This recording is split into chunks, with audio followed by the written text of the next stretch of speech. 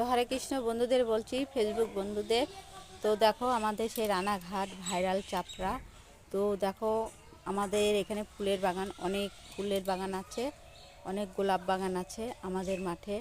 তো আমাদের মাঠ বলতে এখানে সবারই, গ্রামে সবারই মাঠ, আমাদের গ্রামে সবারই মাঠ আছে, প্রচুর প্রচুর ফুল আছে এখানে, ফুলের বাগান। তো তোমরা কমেন্ট করে আমার পরিবারে চলে এসো, মানে আমাদের গ্রামে চলে আসো এখানে।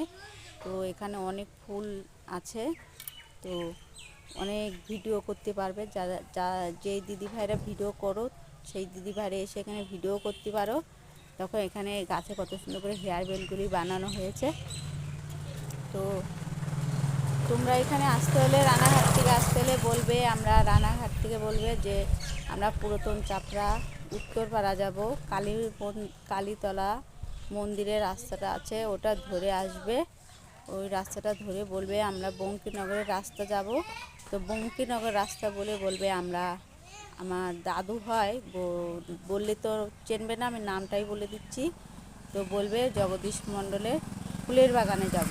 সবাই এক নাম, রানাঘাট সবাই চেনে। বলবে যে জগদীশের গোলাপের নার্সারি যাব, এখানে গোলাপ বাগান আছে অনেক। তো এই নামটা বললে ওরা অনেক লোকেই চেনে। তো তোমরা ওই নাম দিয়ে তোমরা চলে এসো, এখানে অনেক ফুল আছে আমাদের এখানে, তোমার প্রচুর ফুল আছে মাঠে। তো আমার কমেন্ট করে চলে আসো।